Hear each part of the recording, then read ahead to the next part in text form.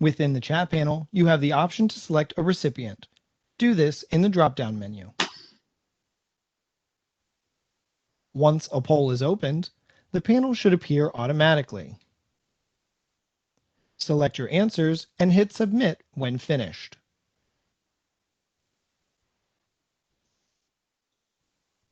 You may change the layout of your windows by selecting a different view in the upper right corner of the video screen.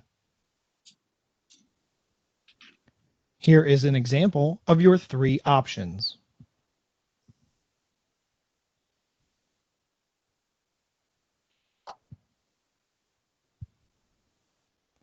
If you experience any technical issues, please message the host and we will assist you as quickly as possible.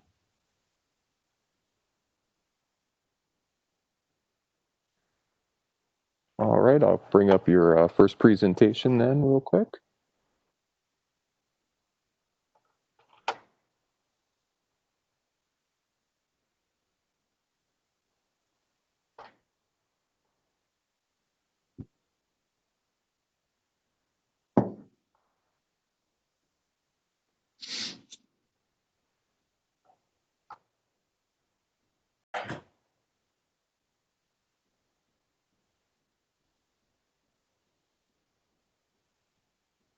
All right.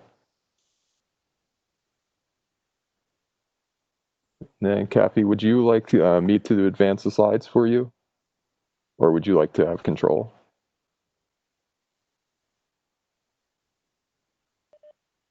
Sorry, you were muted.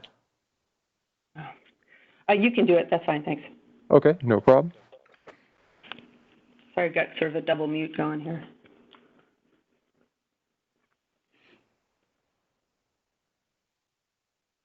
Bill? Yes. Are we live with everyone yet or not yet? Yes. Yep. Great. Looks like we have 195 people joining and it's still going up. It's great. Should I get started? Yep, you can kick it off. Okay, awesome. It is 10:03, so we want to get started. Everyone, welcome to the NCI Community Oncology Research Program, or NCORP, Research-Based Clinical Trials Workshop. My name is Monica Yee, and I'm the Program Director for NCORP Study Data Management at the SWOG Statistics and Data Management Center in Seattle. Next slide. Or do I have control, Bill, of the slides?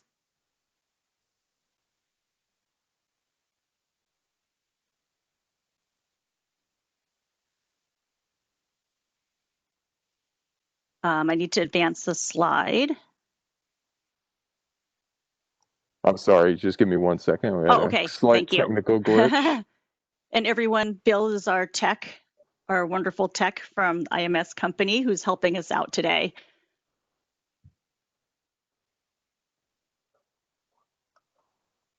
All right.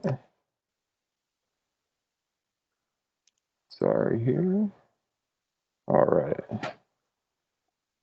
Okay, thank you. Mm-hmm. The SWOG NCORP research base supports the research activities and goals of the NCI in designing and conducting trials in the NCORP focus areas of prevention, screening, supportive care, and symptom management, surveillance, quality of life, and cancer care delivery. The NCORP is also committed to integrating health disparities research questions in studies to address disparities in trial outcomes and cancer care delivery.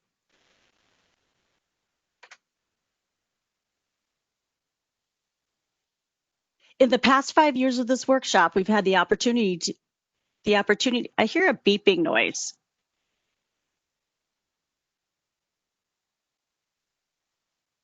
Hello?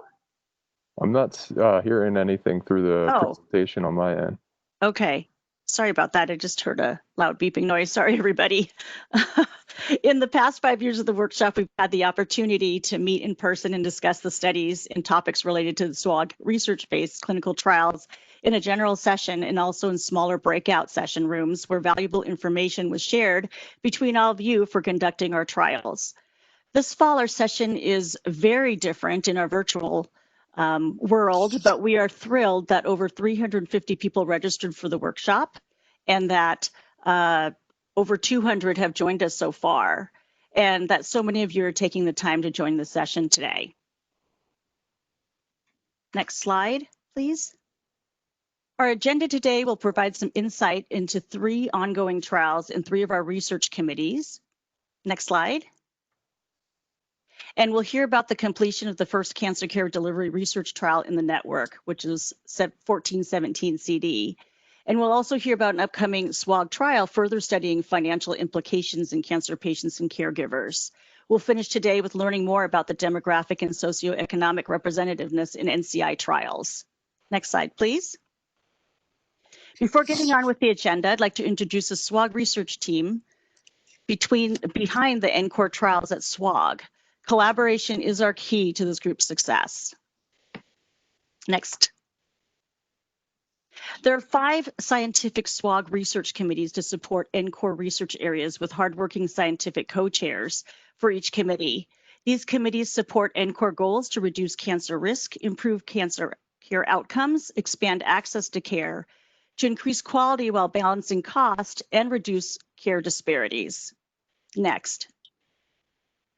In addition to the Encore research committees, we have the support and expertise of SWOG's Recruitment and Retention Committee with focus on diversity in SWOG trials and membership. In January of this year, we welcomed Dr. Caban Holt as the new chair of this committee. Jennifer Mazur, the SWOG Recruitment and Retention Specialist, provides support to help the committee run smoothly. In addition, Jennifer provides expertise in study-specific recruitment efforts from the Seattle office. Next. Dr. Hirschman is our SWOG Encore Vice Chair, and Drs. Crew and Lyman serve the important role of SWOG Executive Officers for the research committees. All 3 provide invaluable scientific support. Next. Our team of protocol coordinators and project managers at the Operations Office in San Antonio oversee the intense and critical role for protocol development and maintenance. Not pictured, but providing critical financial and contracting expertise for our studies are the staff at the SWOG Group Chair's office in Portland, along with our group chair, Dr. Blanke. Next. Our NCORP Statistical Leadership in Seattle is at the Statistics and Data Management Center, or SDMC for short. Dr. Tangen is the NCORP Grant Chair for the SDMC, and Dr. Unger is the Vice Chair. You'll hear from both today. Not pictured is the SWOG SDMC Director, Dr. LeBlanc, who is the lead statistician on a recently activated prevention trial, S1823. Next. SWOG statisticians are key players in trial and forms design and ensure that trial results are complete, accurate, and reliable. Next. Our clinical research data coordinators in Seattle are our liaisons with the study site staff and also have the critical role of reviewing trial data. When you email cancer control question, the data coordinators are the ones who respond. Our data control technicians provide support in data management activities and are the voice you'll hear on the line when you call the SDMC with an eligibility or data question. Next. Our patient advocates represent the patient voice in trial development, and we're appreciative of the perspective and contributions in all stages of the NCORP trial lifecycle. Next. Last but not least, we recognize the support of the SWOG research base that the SWOG research base receives from many leaders at the NIH NCI's Division of Cancer Prevention, including Dr. McCaskill Stevens, the NCORP director, and Dr. Parker SWOG's very own NCORP program officer. Special thanks to Marge Good for her help each year in helping us brainstorm ideas for this workshop, and Dr. Geiger and Kat Castro for CCDR support. I know there are many more leaders not pictured here, but we thank all of our NCI representatives for attending this meeting today, as well as input, support, and presentations that you've provided at the workshop each year. Next.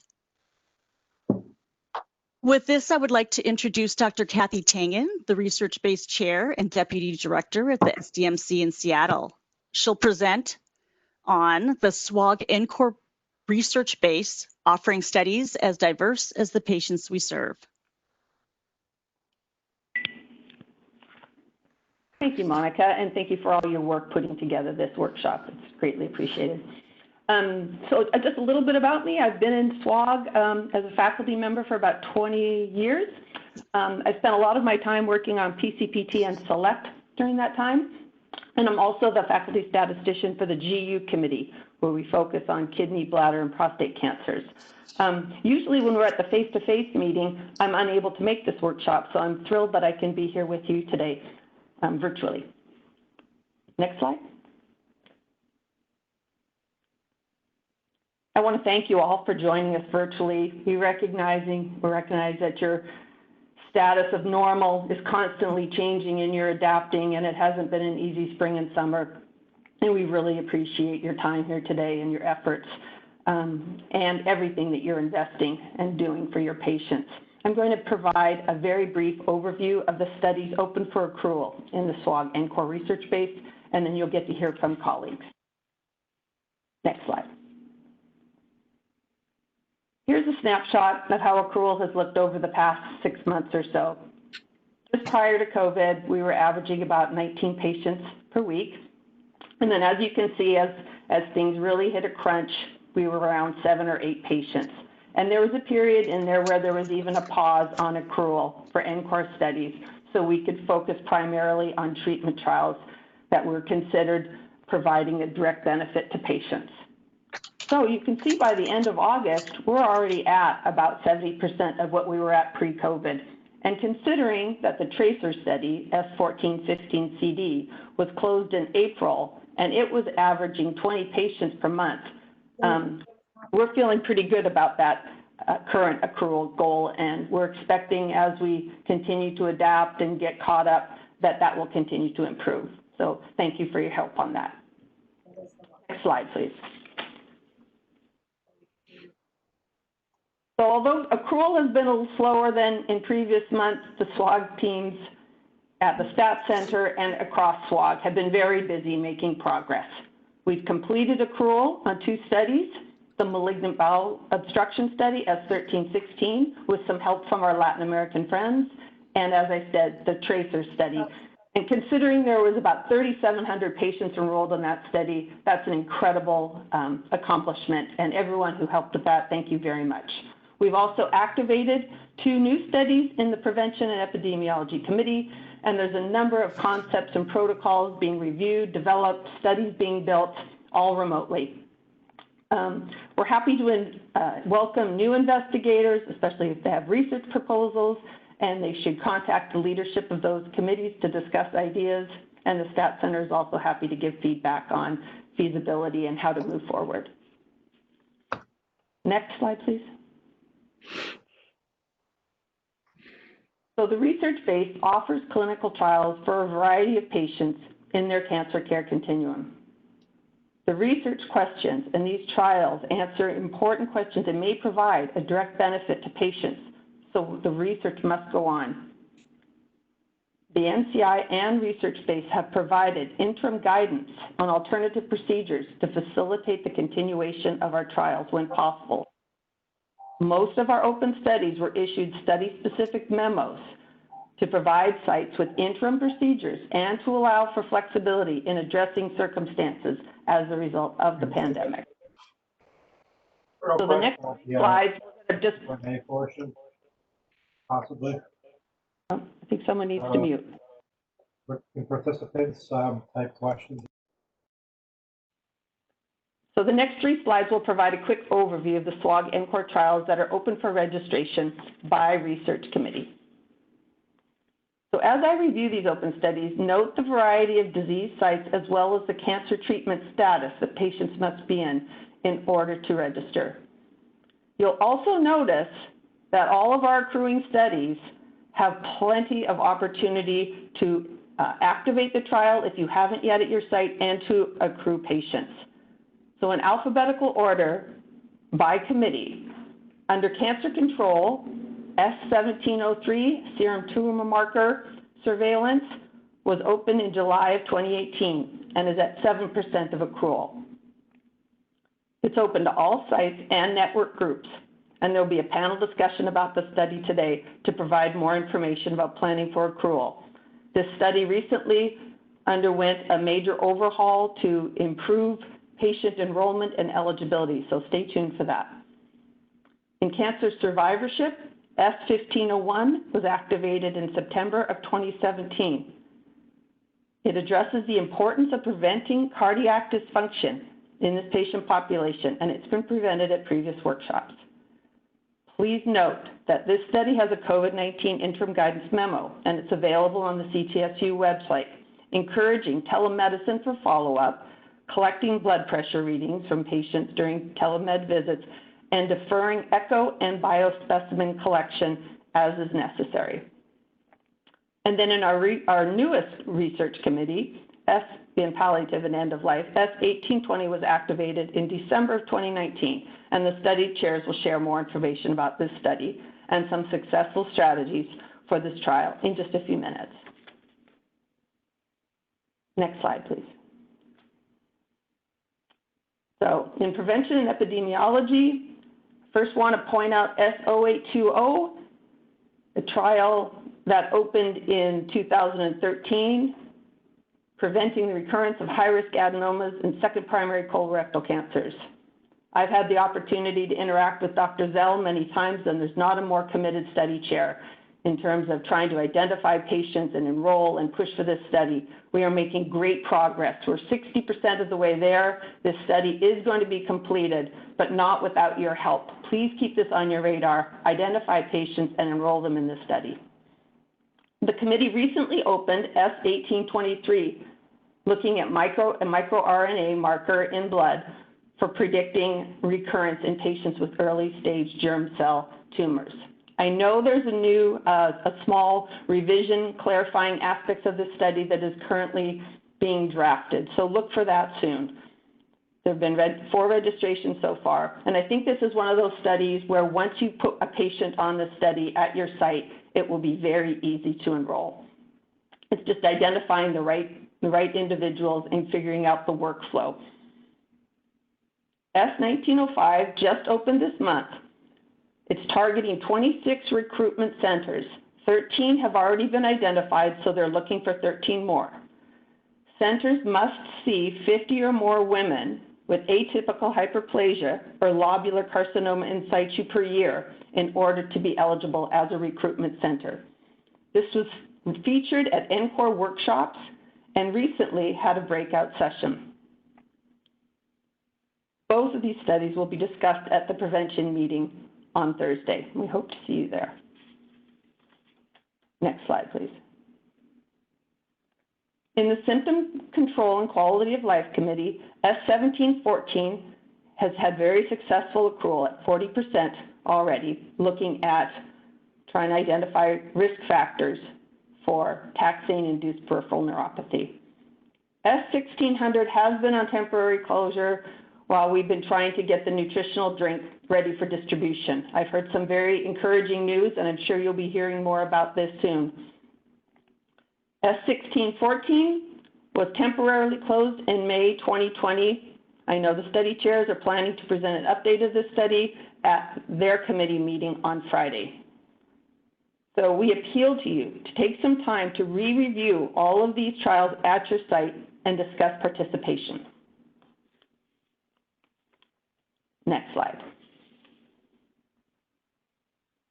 We just want to express our appreciation for everything you're doing, for the trial, for the research, for your patients. Together, we can achieve our common goal of providing clinical trials to all patients and to help us answer important evidence-based research questions, contributing to improved patient outcomes and a reduction in cancer disparities. Together, we can do this. Thank you. Thank you, Kathy. And next on our agenda, I don't know if everyone can hear me okay. Next on our agenda is, wait for the transition of slides.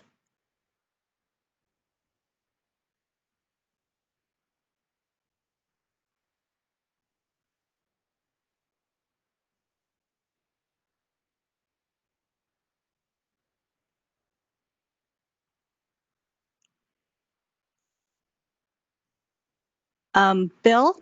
Is that the correct PowerPoint? Or I'm sorry. Actually, could you go back to the first slide deck? Oh, I'm sorry about that. Scroll down. Yes. Thank you. 1 second. Uh-huh.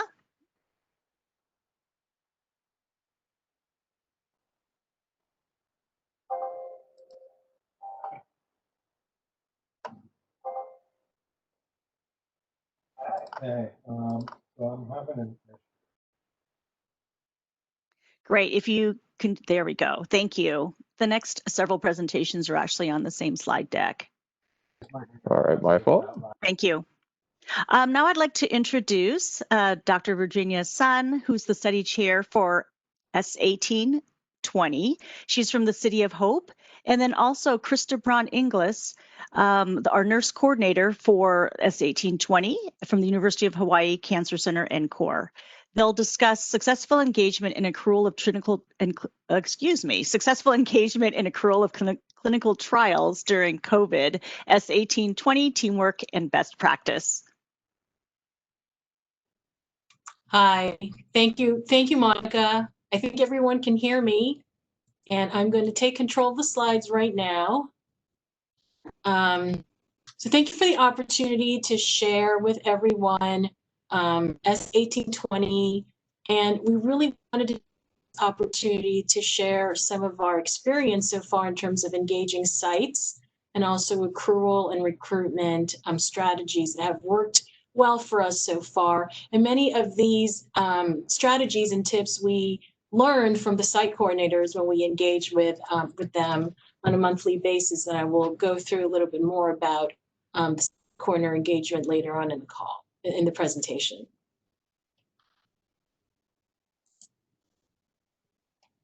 So just very quickly, this is the study schema for S1820. We are focusing on rectal cancer survivors, beginning on the gray box over here. Our target is 126 as listed in the previous slides. That covers, the 126 number does cover the take into account attrition rate. So we are without the attrition, it's 94.47 per arm. We are focusing on participants and patients who are between 6 to 24 months post-treatment completion. We are enrolling both participants with ostomy or anastomosis. This is based on our preliminary work that shows that bowel dysfunction can be a common issue for both of these populations. And we will learn from this trial in terms of moving forward, in terms of identifying the population for future studies.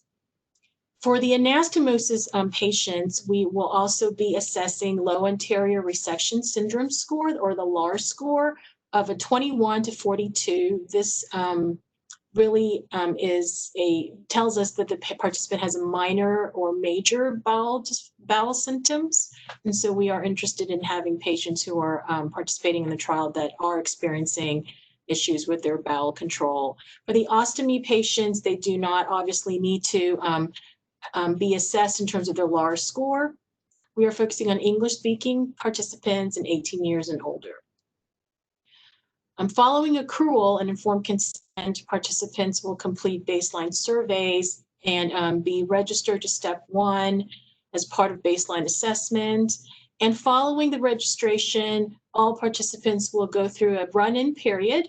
This is about a 14 to 21 day range where they will work with trained staff by telephone in terms of completing a 24-hour dietary recall and completing a easy 3-day food and symptom diary. And the purpose of the run-in period is a design that actually has been commonly used in behavioral interventions to really be able to assess and look at adherence. And all of the components that we are using within the run-in period is all sort of key components within our proposed intervention. And we have made the completion definition very easy because we do want all patients to be able to complete run-in, be able to move on to randomization. So for the patients who completed run-in period, they will be randomized and will go through step 2 registration.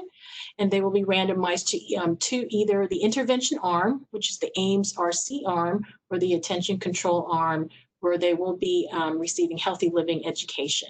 So very briefly, the intervention arm, the AIMS-RC intervention, which is the intervention that we're testing here, is a 10 telephone coaching call intervention.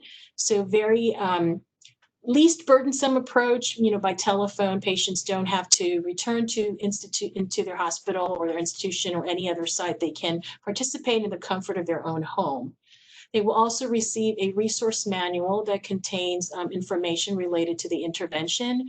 And in between the 10 telephone calls, they will also be receiving personalized text or email messages.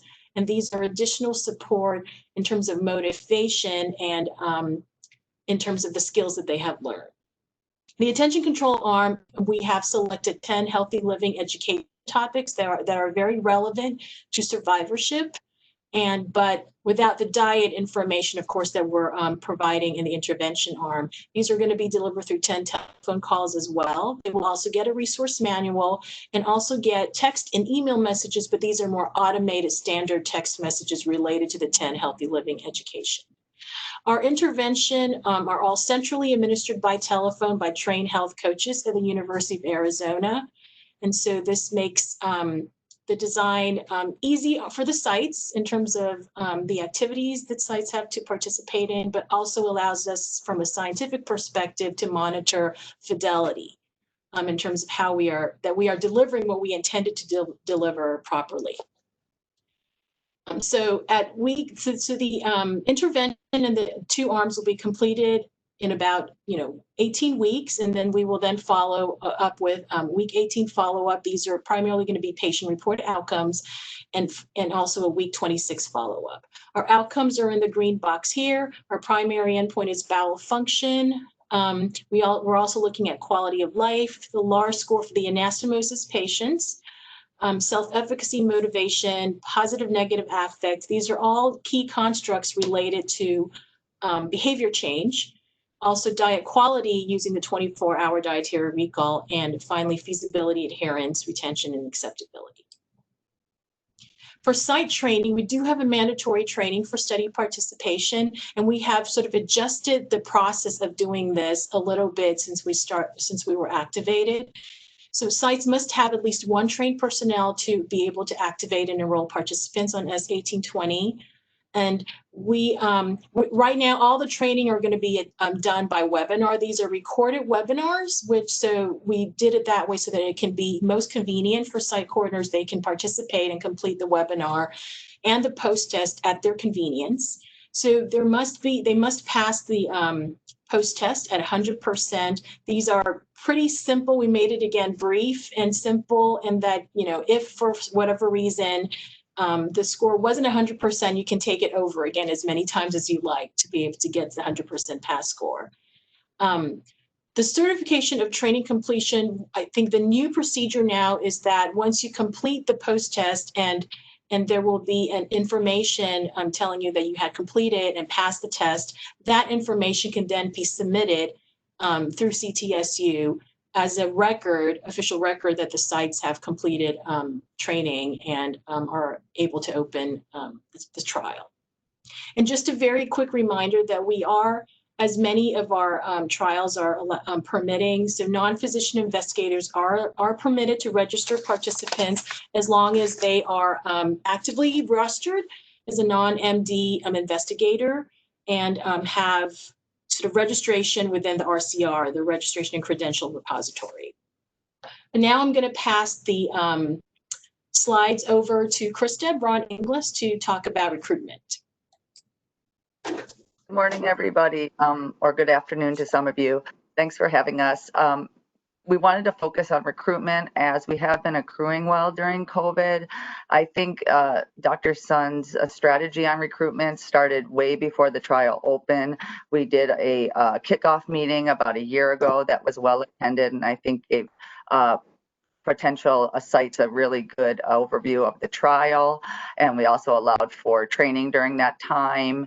The trial, as she said, activated in December, and early in 2020 it was a little bit slow to accrual, and we were kind of concerned because we're going into, and then all of a sudden COVID hit, but accrual started to pick up, and she presented at the NCORP monthly webinar. Maybe some of you had attended that back in April. And we also started with our monthly site coordinator meetings. And I think the monthly site coordinator meetings are super helpful to keep sites engaged. And I do think a lot of the NCORP sites do come on to our monthly site coordinator meetings, and we'll talk a little bit more about that in future slides. And Dr. Sun also does a great job with investigator engagement across the NCTN and the NCORP. So I really want to give a shout out to her for that. Next slide, please.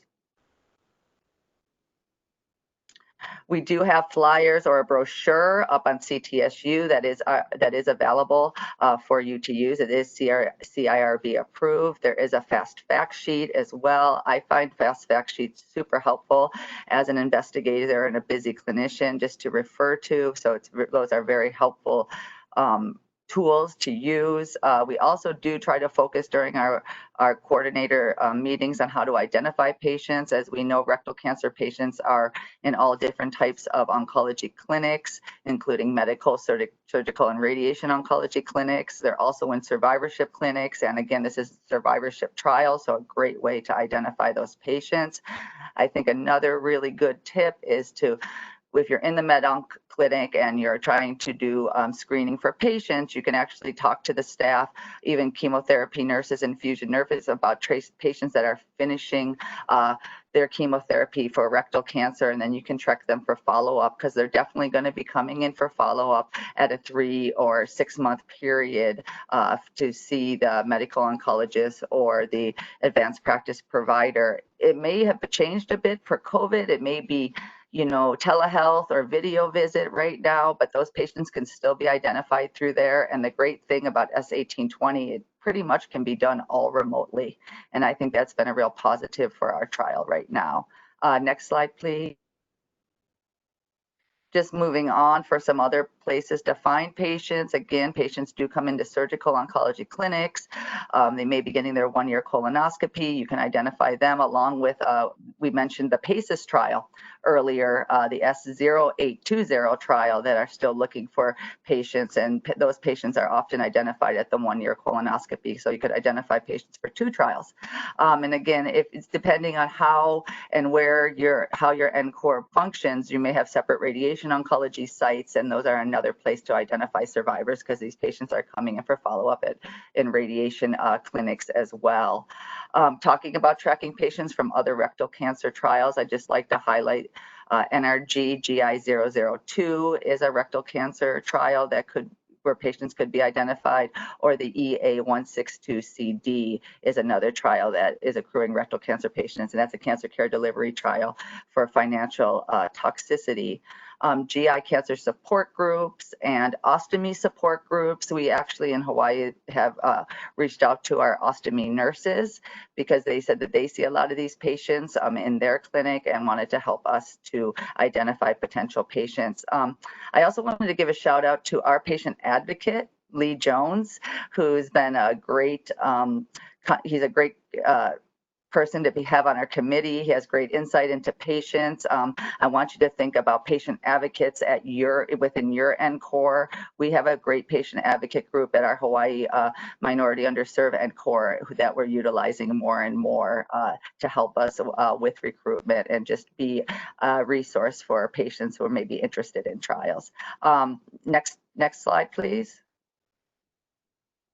Again, it's important for both investigators or more importantly for coordinators who are screening for the trial to know about the trial and what its significance, why it's important, be ready to answer questions. It's great to identify a site champion. We were talking about this earlier on our nursing research meeting this morning, that it can be an investigator. It doesn't necessarily have to be the PI. It could be a nurse practitioner or physician's assistant who's routinely seeing these patients, and somebody who supports the study and promotes the study.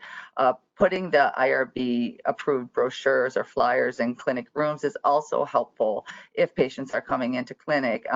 Doing in-services. I think in-services, I know our group has done multiple mini in-services for this trial at our different sites. And it just kind of gives people a background on the trial, brings it to their forefront. Because again, we forget about these trials unless we're talking about them and accruing to them regularly. And just think about, what is your clinic or what is your NCORP makeup, and how can you, identify different places to identify these patients, because every NCORP does have a different makeup. And, but we do have these patients, and they are, being followed up at different clinics, and we can target them that way. Next slide, please. This is just our recruitment resources. This is the brochure, and this is the fast fact sheet. They are both available on CTSU under the CIRB documents, so please feel free to use them. I think they're very helpful tools. Next slide.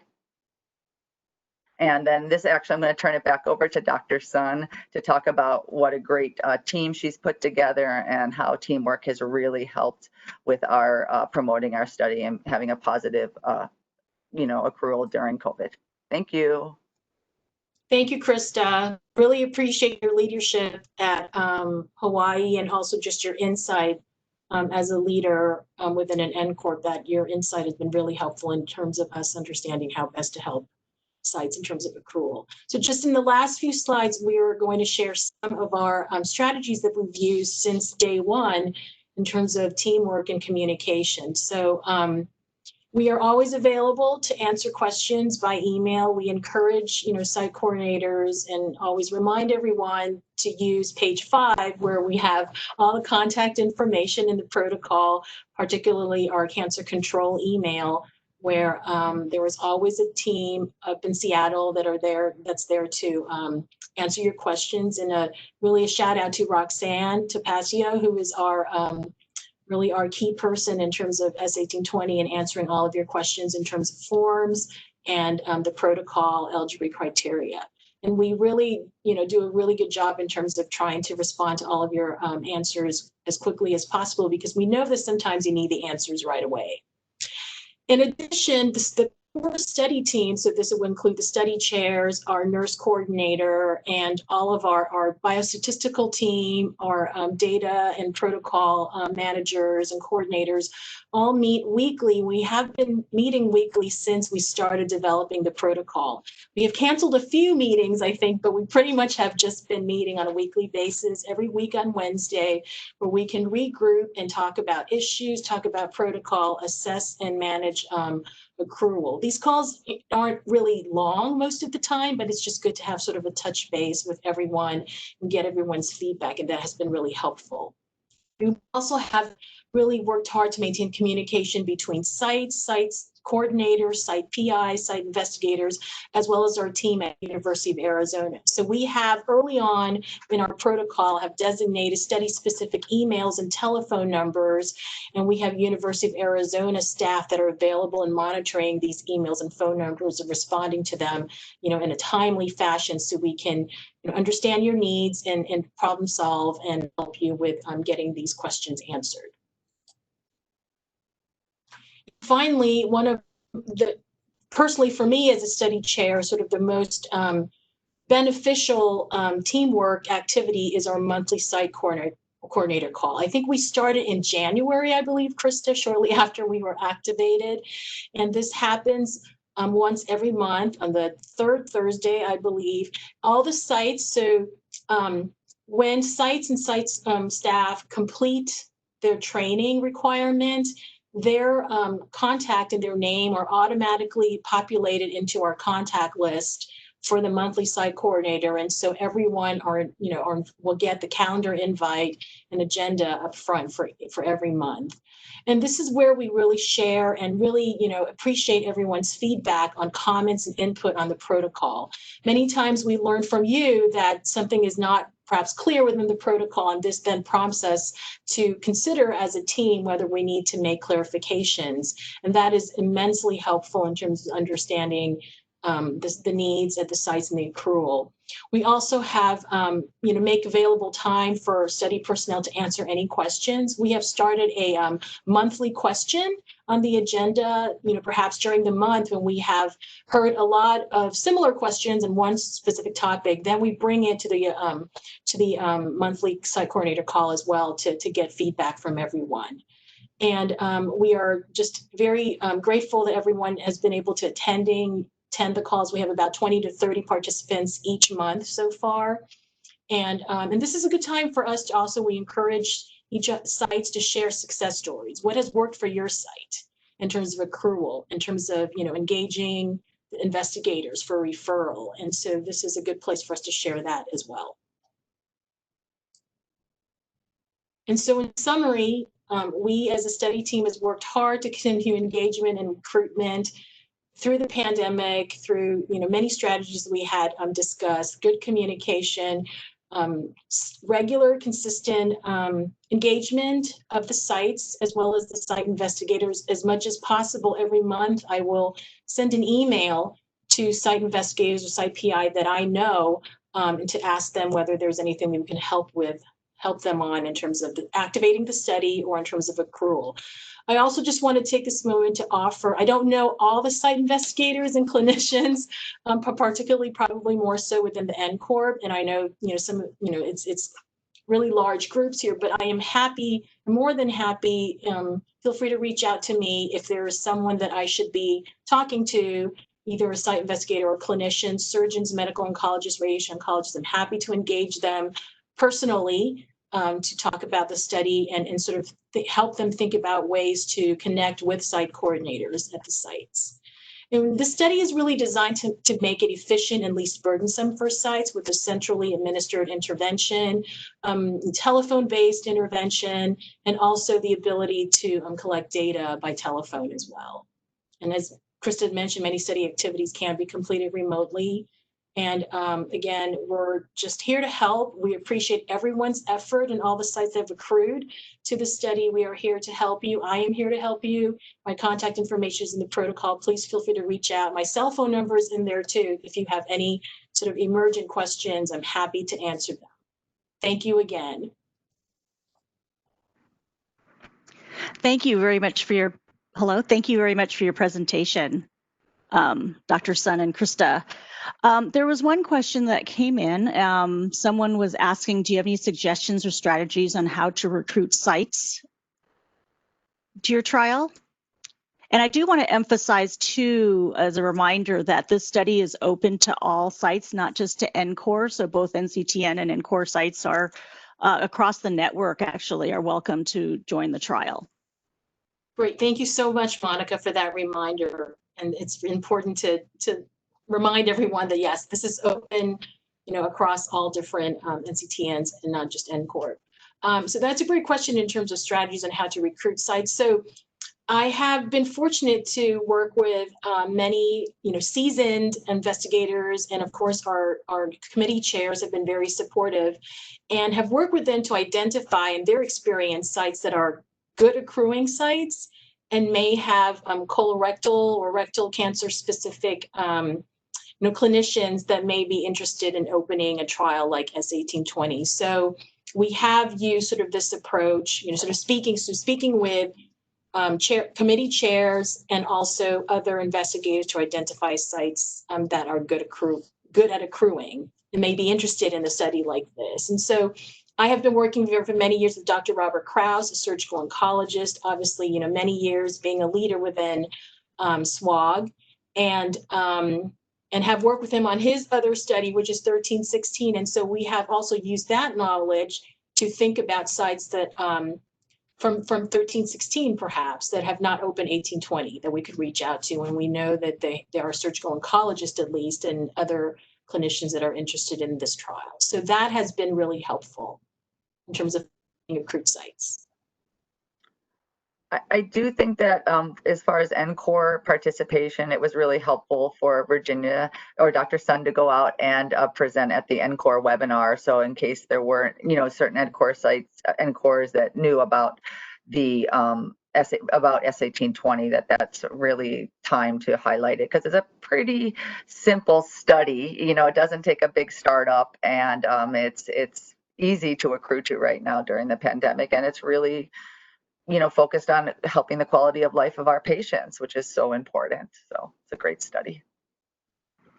Well, great. Thank you again for your presentation and giving us a lot more information about the trial and how we can promote this trial. And also that I like that Krista mentioned that you can also recruit for 0820 at the same time. So 2 for 1, we like that. All right, for our next presentation, we are tuning in to our institution for S1714, a model for study accrual over time. We have Dr. Trivedi, who will present first, who's the study chair for S1714, and she's from the Columbia University Minority Underserved NCORP. Thanks, Monica. Everyone can hear me okay? So after I talk, Peggy Bennett from the Cancer Research Consortium of West Michigan NCORP will give some of her input on accruing to this trial. Next slide, please. So just as a brief overview of the study objectives, again, this is S1714, a prospective observational cohort study to develop a predictive model of taxane-induced peripheral neuropathy in cancer patients. And the primary objective of this study is to develop and validate a clinical risk prediction model using clinical factors for the development of peripheral neuropathy in patients receiving taxane-based chemotherapy regimens. We also have several secondary objectives, one to examine the PROs and objective measures of CIPN in order to better define the phenotype of neuropathy in this patient population, also to assess the incidence of CIPN in this patient population, and then finally to identify predictors of treatment dose reductions, delays, and discontinuations that are associated with neuropathy symptoms in this patient population. Along with Dan Hertz, who is our translational medicine chair, we're also collecting serum and plasma samples for future biomarker testing and mechanistic studies of CIPN. Next slide, please. So this is the study schema for the trial.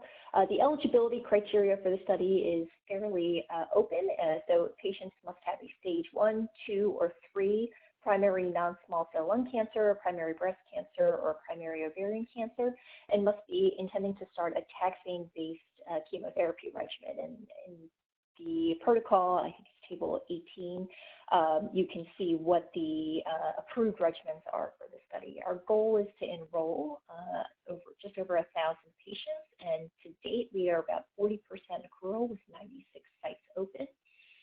After the patient is enrolled, they undergo a baseline evaluation with their primary outcome measure being the PRO, the CIPN-20, and then there'll also be biospecimen collection as well as other PROs collected. A unique aspect of the study is that we are also doing sensory and functional testing, and so this includes neuropen testing as well as tuning fork testing. There will be biospecimen collection at the end of the first cycle of the taxane, and then there's study assessments at weeks 4, 8, 12, 24, 52, 104, and 156. So basically 3 years of follow-up from registration. And during these time periods, we will be looking at, again, the primary endpoint, which is the CIPN-20, as well as other assessments by physicians and staff, the sensory and functional testing, other PROs, and we'll continue to collect biospecimens during this extended period, which of course is optional for the patient. Next slide. So like I said, one of the unique aspects of this study is that we are doing neurosensory testing, and it's important to emphasize that this is very simple. The certification for this is simple, but it is required for sites to participate. So once the study is open at your site, you can request neuropen and tuning forks and all of the accessories to your site. You can practice with it, and then it's important to get certified. So this can be any clinician, which is a physician, a nurse practitioner, a physician assistant. You must review the instructions on the protocols on how to perform the testing and watch the instructional video. Then there is a web-based or a Zoom proficiency testing.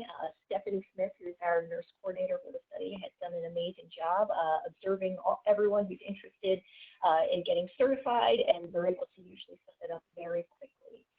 After that's completed, then you receive a training certificate, which is submitted to the CTSU website. The time to get up and go is also a very simple test.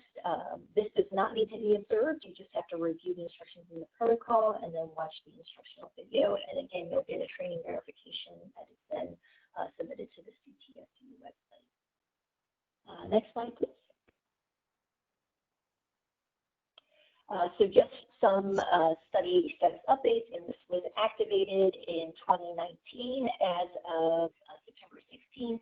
We have 417 patients on study, so about 40% accrued.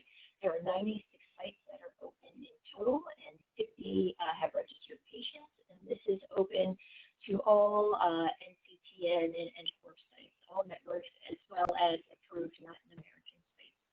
So we still have a way to go to get all the patients enrolled onto the study. We have plenty of tuning forks and neuropens available if your site is still interested in opening the trial. Just send in the request, and we've been able to get sites and clinicians certified for testing very quickly.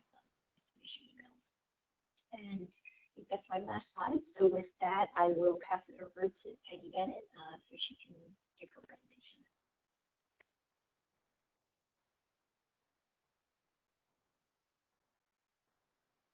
All right, next slide.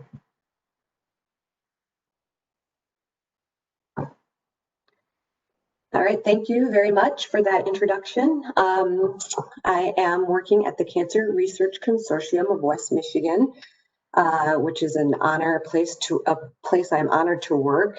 Next slide, please. As you can see, we are a group of 11 different institutions.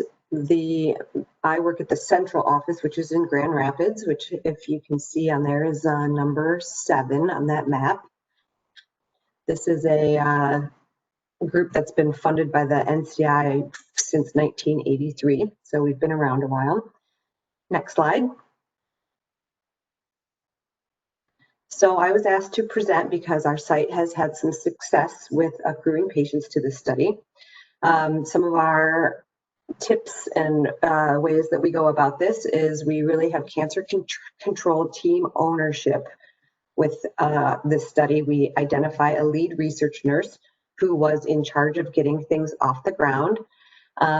We then identify a physician champion, or 2 physician champions, as it was in the case for our when we first started this study.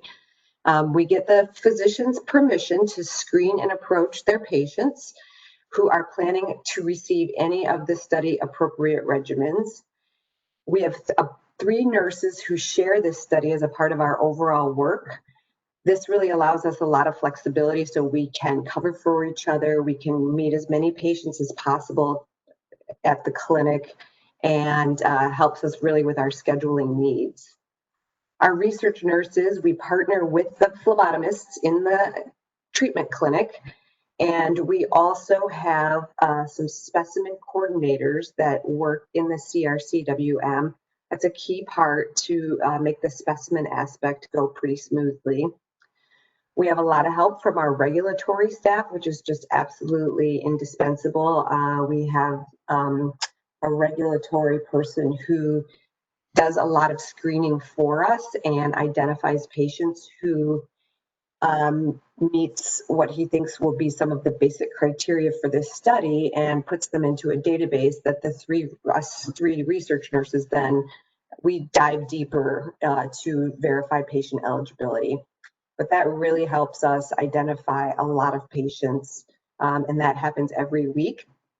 We have a weekly cancer control huddle where we discuss this protocol as well as all the other cancer control protocols, pending protocols, any pending patients, any kind of issues we may have. We share successes, we share failures.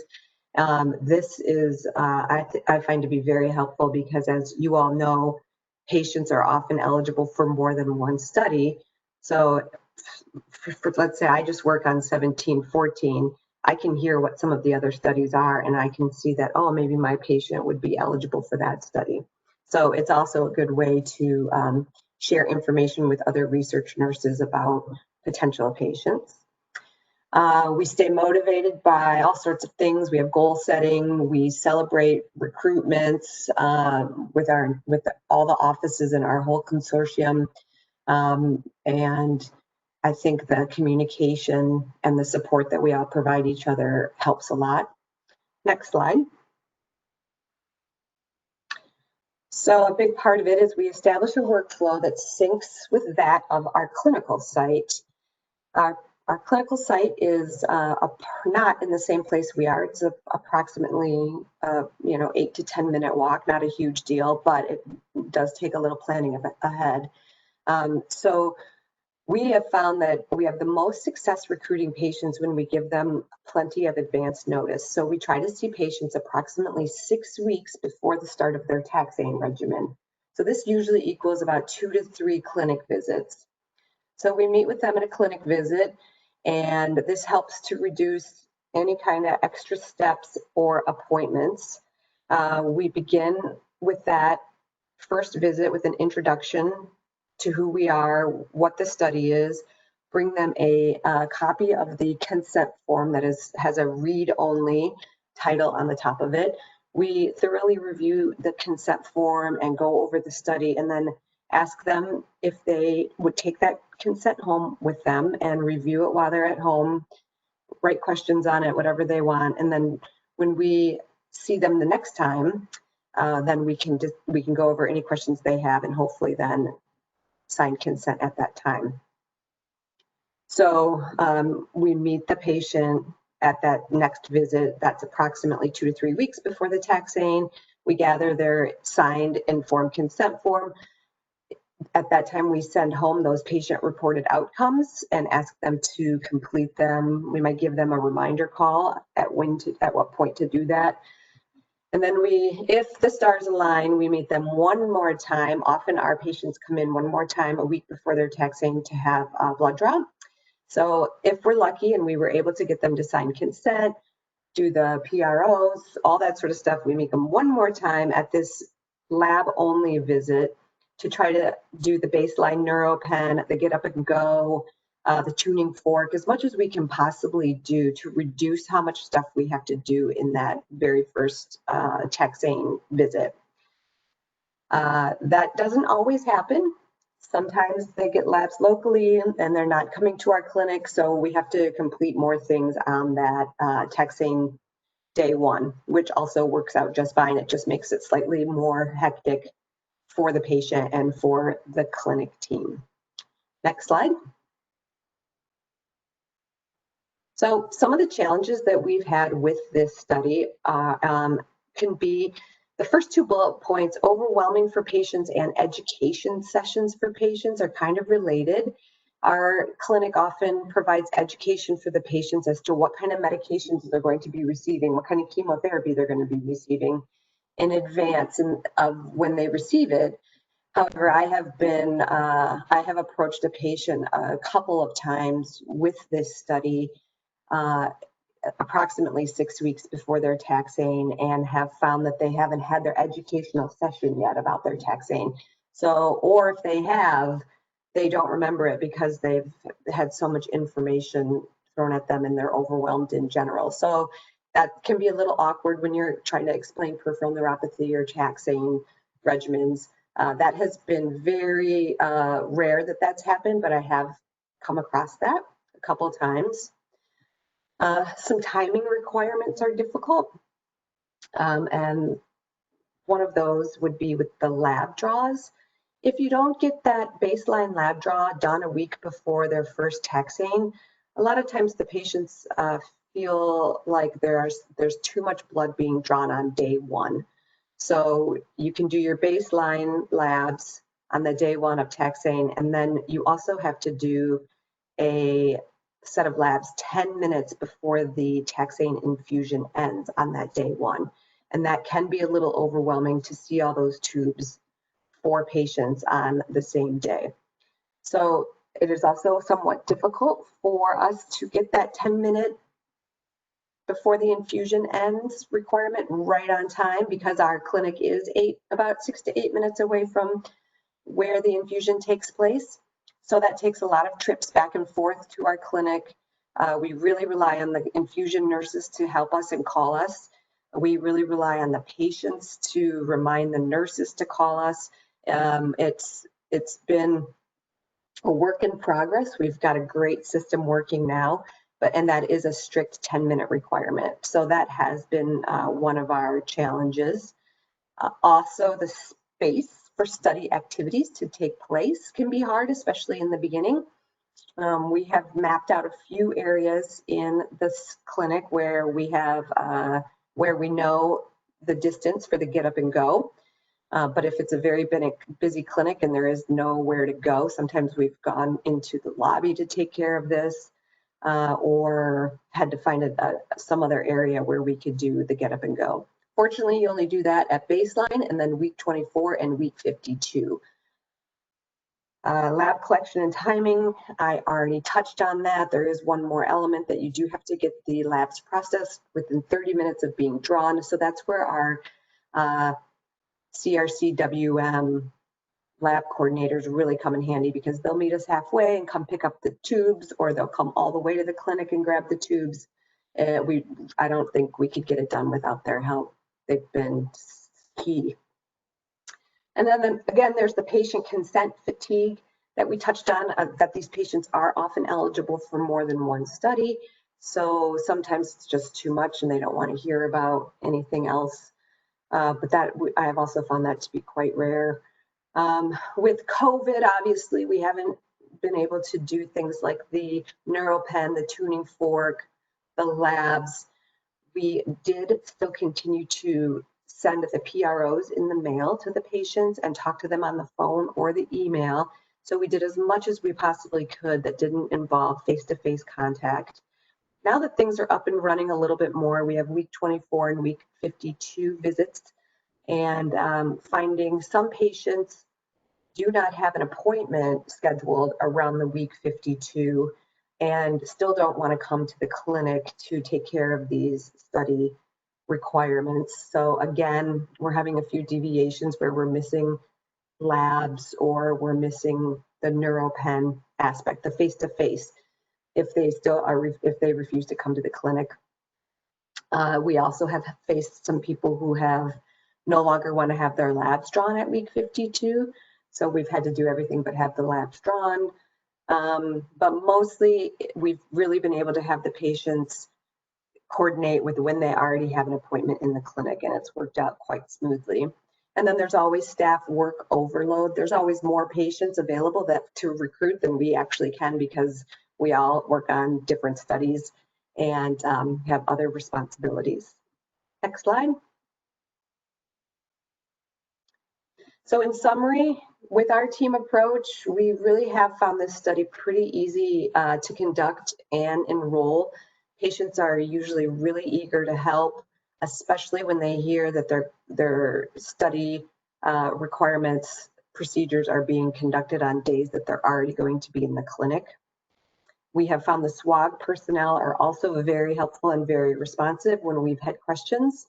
And as mentioned earlier, the certification with the NeuroPen and the tuning fork is quite easy. It may seem overwhelming when you first think about it, but really it was quite simple. In that first picture, which you probably don't remember of this slide, of a picture of me, I was holding a tuning fork in one hand and the NeuroPen in another hand.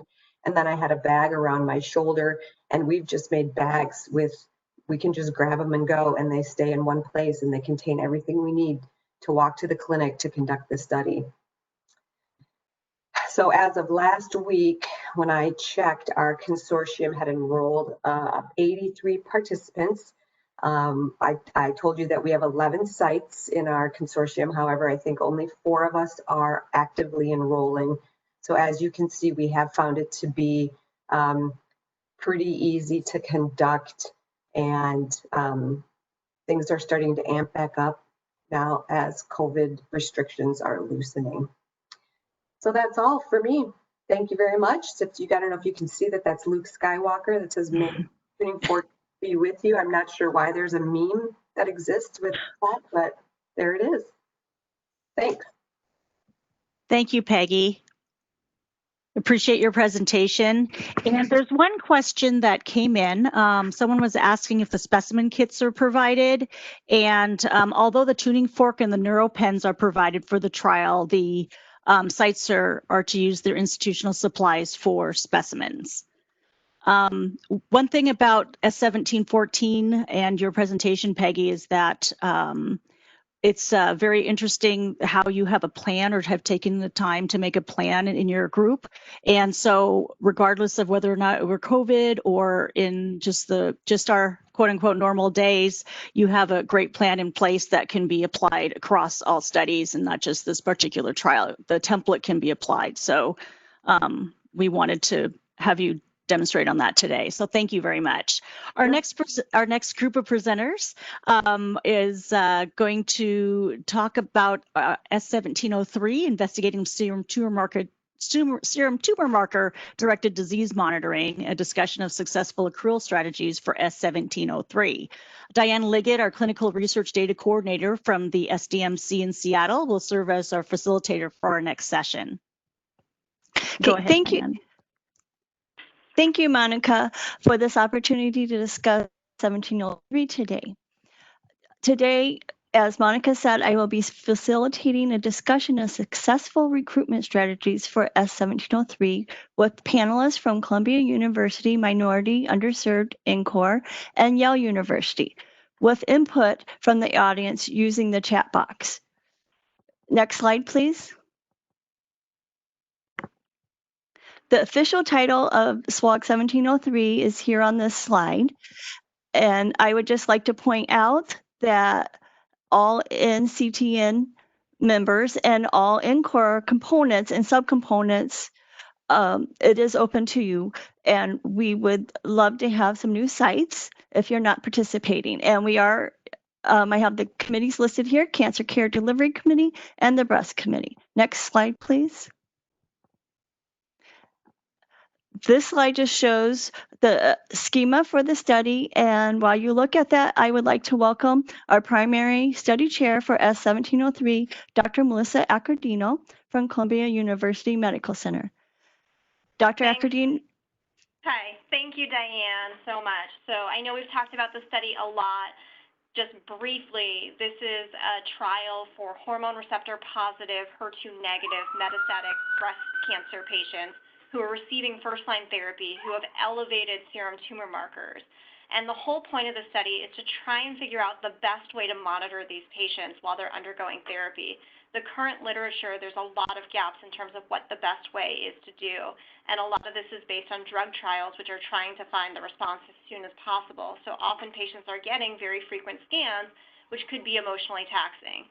This study is trying to use patients' own serum tumor marker trends to try and figure out the best timing to do scans for those patients in hopes of reducing healthcare costs, patient-reported anxiety, and improving quality of life without compromising survival. Okay, so Dr. Accordino, can you tell us a little bit and discuss how accrual is going? Sure. So if you go to the next slide, Diane, I think we have the numbers here. So again, we've been open for 2 years or so, and accrual is slowly increasing, but again, we're only at 7% of where we want to be. We have a fairly large sample size needed because this is a non-inferiority trial, but I'm very confident that we can get there, and there's a lot of opportunity for sites that might not have this open to open this. Sites can definitely get involved. There's definitely time to do it. We're trying to make the requirements not very burdensome to sites or to patients.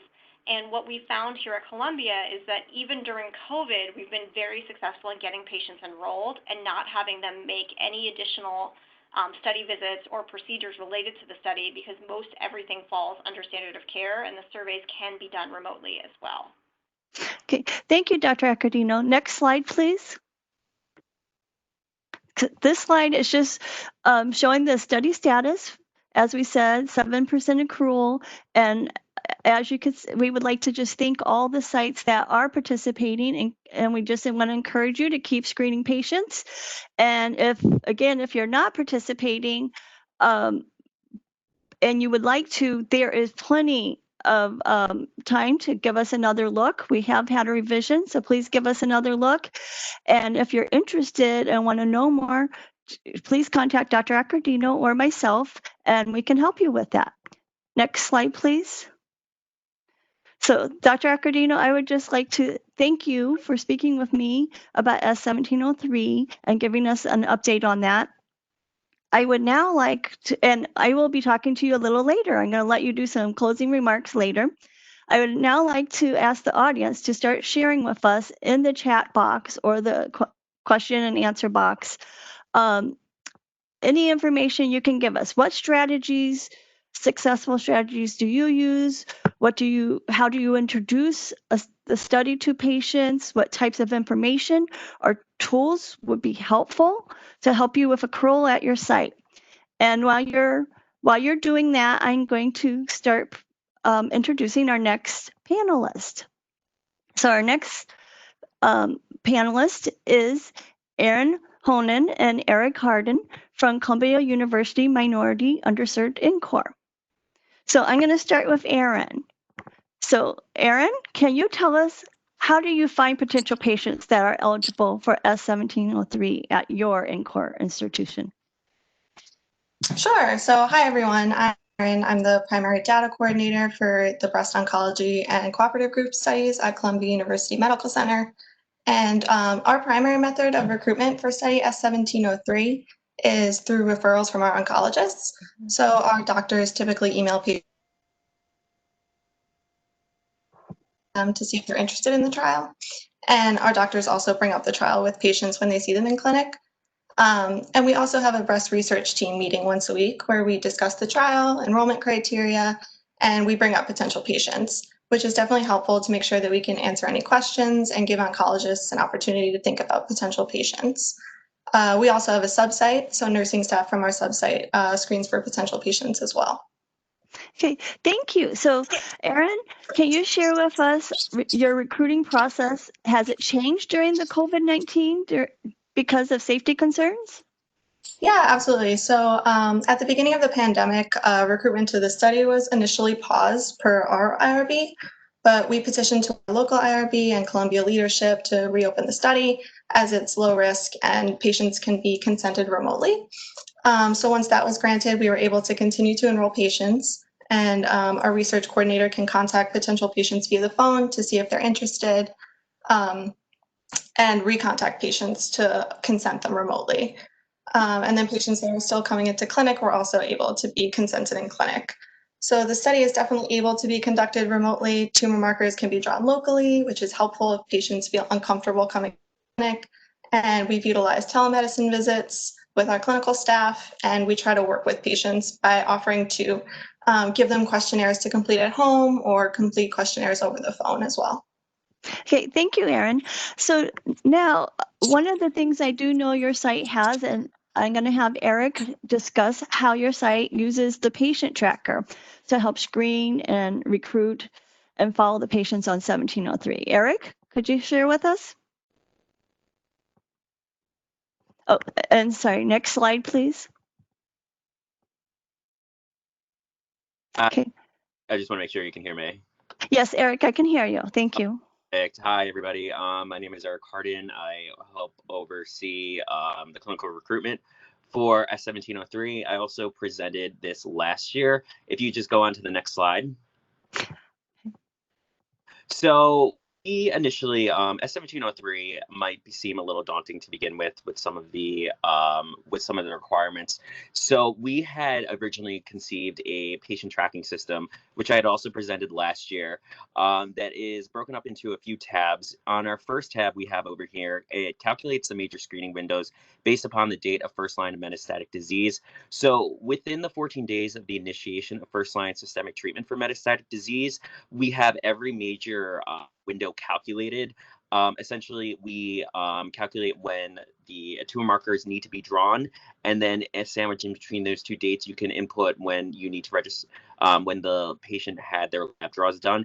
Additionally, we have the between step one, for step one, we have in the next row after that, we have the step one being taken into consideration 14 days prior to and 60 days after the start of first-line systemic treatment for metastatic disease. And additionally, step two randomization between 56 and 140 days after the initiation of first-line systemic disease. So this screening tablet just helps us keep track of all the patients that are given to us by the oncologist and anybody else who refers them to us. You can move on to the next slide as well. So essentially what we also have is when we're looking at step one elevated markers, we have a tab that determines these.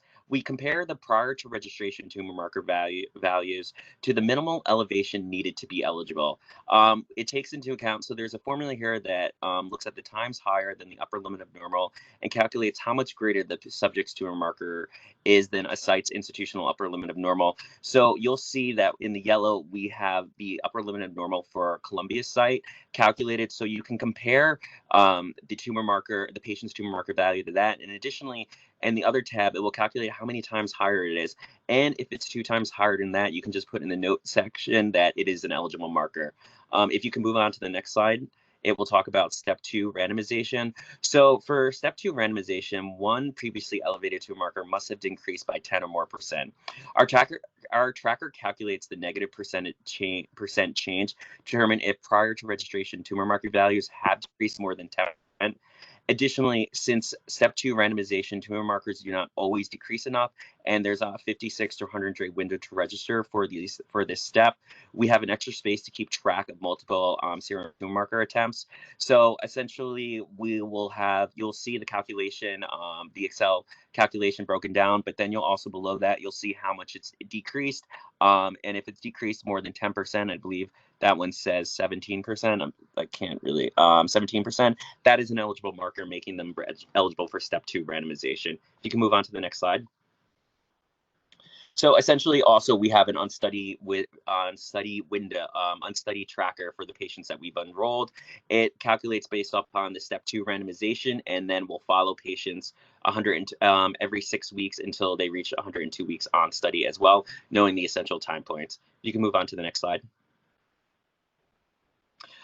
So we also, the next 3 tabs that we have calculate the criteria that are needed to be met for patients randomized to the tumor marker arm if they need to get scanned. So criteria 1, the serum tumor marker is equal to or greater than the institutional upper limit of normal, and the serum tumor marker has not been previously been measured. So markers that made the subject eligible for step 1 registration are marked as not applicable and are not followed for this criteria, since they've already been previously measured 2 times the upper limit of normal. For markers that are followed for criteria A, we list the weak columns and compare them to the minimal elevation needed to prompt scans, which is the site's institutional upper limit normal multiplied by 2. Determine if they need to be scanned under this criteria. And if they are less than that, then there's no scan needed to be met. As you can see, for example, the CA 2729 is measured at 16.1, is clearly less than 80, so not prompting any scan. If you can move on to the next slide, please. The next criteria B, right, relative increase in serum tumor markers over the prior serum tumor marker measure is large. So meaning serum tumor marker is greater than the institutional upper limit of normal and has increased in value, but by at least 25% since the last serum tumor marker measurement. So to calculate this value, we use percent change by using the previous week's and the current week's serum tumor marker. If there was a 25% increase, we compare it to the institutional upper limit of normal column, determine if the patient needs to be scanned. For example, this patient's week 18 CA 27.29 increased by 46%, which can at first might flag you, oh, it's greater than 25% from the following, but the value was lower than our site's institutional upper limit of normal, so it did not prompt scans. So essentially, again, you would look over, does a scan needed in the column over there, and just indicate no for that. And if you can just move on to the last slide. So the criteria C, the last criteria, serum tumor marker measures have it continually increased over 3 assessments. This serum tumor marker is greater than the institutional upper limit normal and has increased in value by any amount on 3 consecutive assessments. So there are no calculations for this criteria. It's just mainly a color coding tab. So serum tumor markers are color coded to indicate if they're non-elevated, increasing, and if a scan is needed. In this case, this mock patient had no elevated tumor markers, so she was kept, so their markers were kept green. At one time point, I believe in week 18, they begin to be increasing, so we just color coded it based upon that. The following week it went back to decrease, so it was non-elevated again, which prompted us not to, which didn't cause any concern for or you need to keep track for any potential scans. So this tracker has been very helpful with really monitoring the patients that we have enrolled on trial. Additionally, as Erin had mentioned before, this trial really lends itself to being very electronically friendly with the NCI guidance allowing for remote consenting, and additionally to just checking serum tumor markers in the patient's medical record and implementing it, and then plugging it into this tracker system, it really lends itself to be a very, very easy trial for us at our site. Okay, thank you, Eric. That seems like it is a very helpful tool for you, and I know it is because you've been able to recruit many patients on the study at this point with that, and that does help you also with your data submission, as I know. So my next two speakers are going to be Dr. Sarah Mcgalian and Courtney Bargini from Yale University. So, and I'm going to start with Dr. Mcgalian. So can you please share the talking points you use with a patient to introduce the study? Sure. Thanks, Diane. Hi, everybody. My name's Sarah Mcgalian. I'm a breast medical oncologist at Yale. I actually find this study very easy to accrue to, and I think that one of the major talking points with patients is to establish what the standard of care is and to establish what the study is trying to look at. So when we talk about who these patients are, they're really scared. They're coming in, they've just received a diagnosis of metastatic breast cancer. That's a scary time for them. And I think the first couple of visits in that setting really should be focused on what the next steps are with regards to treatment. With what I believe, I don't remember exactly when the amendment to allow for a little bit larger of a window between the initiation of first-line treatment and enrollment. With that larger window, it allows us to focus the first couple of visits on getting the patient comfortable with treatment, establishing a rapport with the patient if we've not met them before, getting their expectations kind of set with regards to what first-line treatment often entails. And then with subsequent visits, I can introduce this study. So our workflow in clinic is to, anytime anybody's been diagnosed with metastatic disease, they need labs. So we tack on the tumor markers, tumor markers as part of the lab so that you have a baseline value and you can determine just right off the bat whether or not they're going to be somebody who's eligible at all for 1703. And then my talking points with the patient are to first establish what the standard of care is. The standard of care for the treatment of metastatic disease is to follow serial images over time and see what happens with lesions in various parts of that person's body over time with the treatment. If things get bigger, then that's progression. If things get smaller, that's improvement.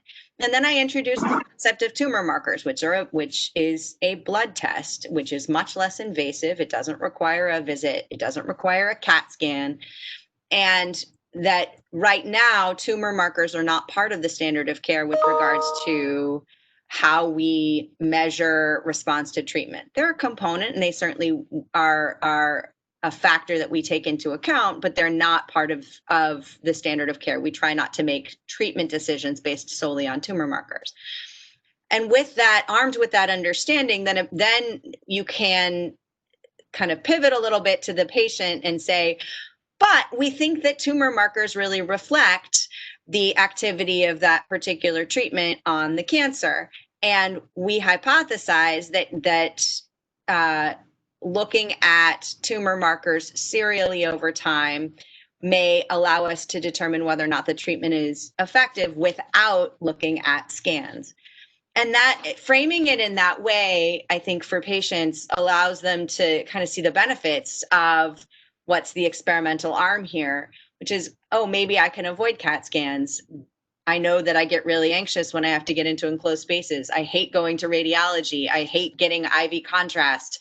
All of those things that a patient might think when he or she is about to undergo scans. And then framing that as something that we're really trying to study to see if that's the best way of following patients over time allows them to see the value of the study. There's a caveat to that, which is I, as the investigator, as the site investigator, can do a CAT scan at any time. And that's very reassuring for a patient too. Well, what if this? What if this?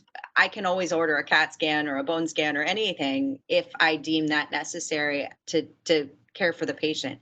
It doesn't prevent me, enrolling in the study doesn't prevent me from being able to order scans if they are clinically necessary.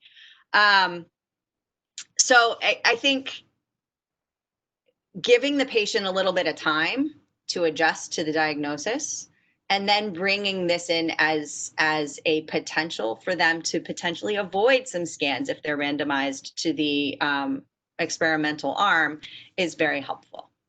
Okay, thank you. Thank you, Dr. Mcgalian. Next is going to be Courtney. Courtney, we're running a little bit short on time, but could you quickly just let us know how the revision number 1 amendments have helped with recruiting patients, and if you have any other tips to kind of conclude this section?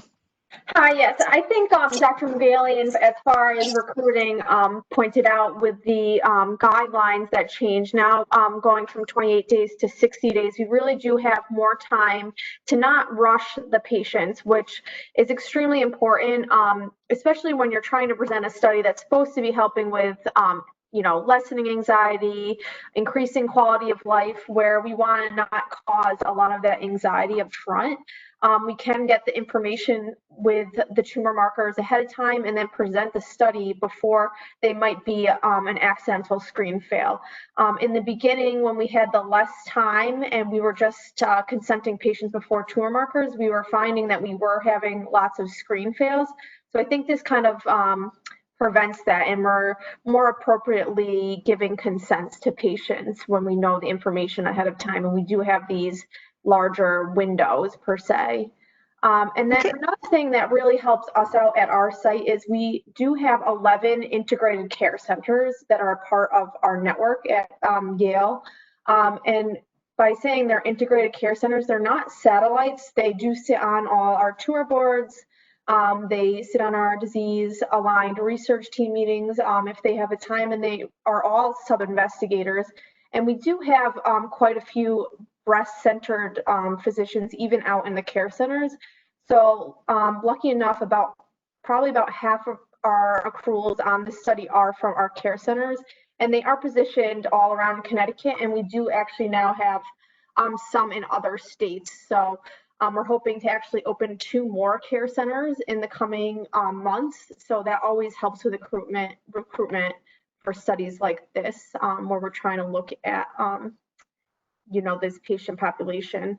And then some other things that we do, especially during COVID now, is to offer more ways for patients to go get tumor markers if they want to locally. We have several draw stations besides just the integrated care centers around the state. So it does help patients who don't maybe want to come into the hospitals because they think that's higher risk, that they can go get these labs at other spots that are still part of our medical record and are easy for us to follow as well.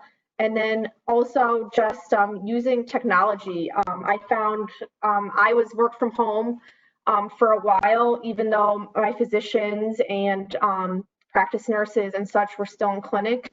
I could not go to clinic, so I did find ways of using technology and helping patients use technology to do things like questionnaires if they weren't comfortable going in or they didn't want to go over the phone with me and spend that much time. So we found ways to send through email and for them to fill them out if they were tech savvy themselves. Okay, thank you so much for that, Courtney. As I said, our session is running a little bit behind, so I thank you. We do have a few chats in the chat box. We will answer them, and then at another time, I'm planning on putting a document together to try to help our sites. So now what I would like to do, if you could go on to the next slide, please. And then the next slide, please. So I would just like to recognize the rest of the study team for S1703 and thank you for your support and all my coworkers here at CRAB for your support and helping me with the study. And then last slide, please. And we just want to, Dr. Accordino and I would just want to remind you that you can contact us with any questions or issues, barriers you're having, and we would just love to hear your feedback. And thank you so much for listening to our presentation. And thank you for the panelists for giving all these wonderful tips to us. Monica, I think we're ready for you. Thank you very much, everybody, for that engaging panel discussion. I appreciate that. Our next presenter is going to be Dr. Veena Shankaran from the University of Washington and Fred Hutchinson Cancer Research Center. Dr. Shankaran's the study chair for 2 studies she'll discuss on S1417 CD and 1912 CD. And her title is Studying Financial Toxicity in NCORP, Challenges, Opportunities, and Future Directions. Thank you so much, Monica. Hopefully you can all hear me. I'm gonna, it seems like I am able to advance the slides myself. Is that? Let's see. I'll go ahead and transfer control to you right now. Just give me a quick second.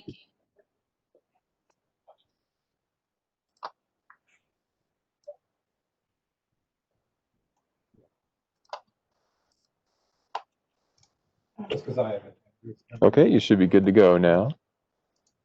Okay, let me make sure. Okay, perfect.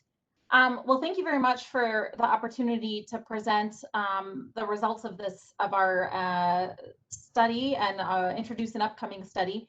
In the interest of time, will move a little bit quickly, but be happy to take questions afterwards. I have, just by way of introduction, a little bit of background about myself. I'm a GI medical oncologist and also a health services researcher. I've been really interested and passionate about the topic of financial toxicity for many, many years. And I'm really grateful to have had the opportunity to work with many of you in NCORP, and really amazed by all of the work that you do. So thank you. Okay. If you click, it'll let you take back control. I just had to change the screen real quick. Okay.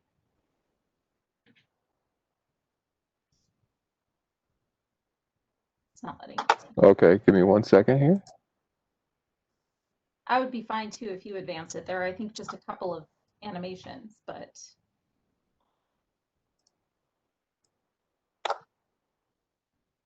Okay. Okay. And you can use your left and right keys to advance and go back. Okay, so I have no disclosures. What I'll be talking about today is just briefly introducing the topic of financial toxicity. Many of you are already familiar with this. We'll be talking about S1417 and presenting some our primary results. And then I will be talking about an upcoming financial toxicity interventional study, S1912. So I'm sure many of you have seen figures like this. Really, the United States spends far more than most developed countries on our healthcare, and healthcare spending has increased and continues to increase substantially over time. What this means for our patients is that what we've seen over the last many years is an increase in cost sharing. So not only have we seen a rise in premiums, but also out-of-pocket costs in the form of co-pays, deductibles, and co-insurance over time. So people are spending more on their health care, even if they have insurance. Additionally, we've seen a shift in oncology towards more oral therapeutics. And this is just a sampling of oral therapeutics approved between 2010 and 2016. You can see the cost of these drugs is substantial, and particularly many insurance plans now have what are called tiered formularies, in which patients often pay a percentage of the total cost of the drug, which can be substantial given the cost of these medicines. In addition, I would say that Americans are particularly financially fragile, and that's especially true now with COVID and all of the economic implications. But this was a survey that was done recently in which not patients, but just Americans in general were asked how they would pay for unexpected expenses, such as an emergency room visit or car repair that cost $1,000. And only 39% were able to actually come up with the money from their savings to pay for a cost of this magnitude. And so because of this increased cost of healthcare, both the direct medical and non-medical costs that patients with cancer face, as well as the increasing financial fragility of Americans, as well as the impact of cancer diagnosis on employment and income, all of these factors sort of coalesce to result in financial hardship. And financial hardship, or financial toxicity as we call it, has now been categorized into several different aspects or domains. The material aspects of financial hardship, like debts and bankruptcy, the psychological aspects like anxiety or worry about finances, and finally the behavioral aspects like avoiding care or delaying care due to cost concerns. I think that over the last many years, there's been an increasing recognition of this problem of financial toxicity, starting with the ASCO Cost of Cancer Care Task Force back in 2009 to now the NCI supporting a PDQ document for patients and physicians on the topic of financial toxicity. But still, I think there are major gaps in our knowledge of this problem and limitations of prior studies. So first of all, most prior studies on the topic of financial toxicity have been retrospective, have included really just a single measure of financial status, for example, bankruptcy or debt, and relied predominantly on self-reported measures. There's also been limited information on caregiver or household financial impact. And there's really been very little work trying to understand the correlation or the extent to which financial toxicity predicts health outcomes like health-related quality of life, survival, and so on. And so I think ultimately we can do better in terms of our investigation into this topic. So enter S1417. This is a study that just wish I had pictures to acknowledge all of these wonderful investigators on our study team. And this study was intended to really try and prospectively and longitudinally understand the financial impact of cancer, of metastatic colorectal cancer on patients and caregivers. And so I think one of the unique aspects of the study is that it involved both self-reported financial measures as well as objective financial measures, which we'll talk about in a little bit. And importantly, S1417CD is really the first study within the NCORP on the topic of financial toxicity. Several other studies are now following suit, but I would say that we sort of led the charge on this topic. So the primary objective of this study was to estimate the cumulative incidence of self-reported major financial hardship at 12 months. And we define this as experiencing one or more of the following: new debt accumulation, selling or refinancing one's primary home, a 20% or greater decline in income, and borrowing money or taking out loans to pay for cancer treatment. We had a number of secondary objectives as well. Specifically, we determined risk factors for major financial hardship and feasibility of recruiting and surveying patients' primary caregivers about financial hardship. We plan to explore whether financial hardship predicts poor health-related quality of life and correlate self-reported measures with data from patient credit reports, and these will be reported at a later time. Eligible patients were age 18 and older and within 120 days of a metastatic colorectal cancer diagnosis. Patients had to have either started therapy within the 60 days prior to enrollment or be scheduled to start therapy within the 30 days after enrollment, so that we could focus on studying the impact of cancer treatment on finances. We excluded patients who were receiving supportive or palliative care only. Patients were also asked to identify a primary caregiver who provided the greatest amount of logistic, financial, or emotional support with their cancer treatment, and these individuals were actually consented separately to the study. Caregiver participation was optional. And then, of course, as you well know, patients and caregivers were recruited from NCORP sites throughout the country. So eligible patients within the specified window from diagnosis and treatment were administered a comprehensive financial and quality of life questionnaire at baseline, and then every 3 months thereafter for up to 12 months. Credit reports were pooled on registered patients at baseline, 6 months, and 12 months. As with questionnaires, credit reports could not be obtained after patient death.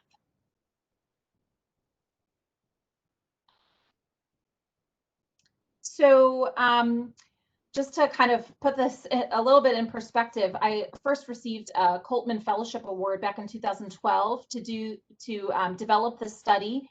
And ultimately, the study was activated about 4 years later in April 2016. So there was a long process involved in getting this study up and running. And I would say that some of the biggest issues were around linking the credit reports, consumer credit reports with patient data, the legal process, reviewing the contracts, collection of social security numbers and addressing patient privacy concerns, and just assuring research subjects and sites that credit reports will not affect credit scores. And so we did a lot of work trying to kind of address some of these privacy concerns with patients and with sites. And this table just is to show that some of the elements that we needed to obtain specifically for the credit linkage, including full name, SSN, full street address, zip code, and birth date. Some of these are not routinely required or collected in SWOG studies. Here is the accrual timeline. So the study, as I mentioned, was activated in April 2016 and closed to accrual in February 2019, which was just under the 3-year anticipated accrual timeline.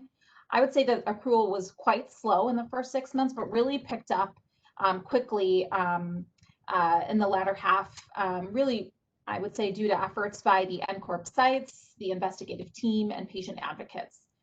We enrolled a total of 380 patients, of whom 40% had a caregiver who concurrently enrolled. Of the 380 patients who enrolled, 368 had baseline survey data and were considered eligible, and 73% of these patients were alive at 12 months, which I really think speaks to the improved survival we've seen with colorectal cancer over the last decade. The median age of the patient population was 60.2. The most patients were male, were white, were married, and had either private or Medicare insurance. Close to 60% had an annual household income of $50,000 or less. 40% were high school graduates or less. Most patients were reported being employed prior to their diagnosis. We were able to obtain at least one credit report successfully in over 90% of enrolled patients. So here are our primary results. The cumulative incidence of major financial hardship, which is represented by the by the yellow bar here, was 71.3% at 12 months. The largest component of major financial hardship was accrual of debt, followed by loans, and followed by 20% or greater decline in income. Selling or refinancing one's home as a result of cancer costs was uncommon in this population, and about 40% of patients reported 2 or more of these components of financial hardship.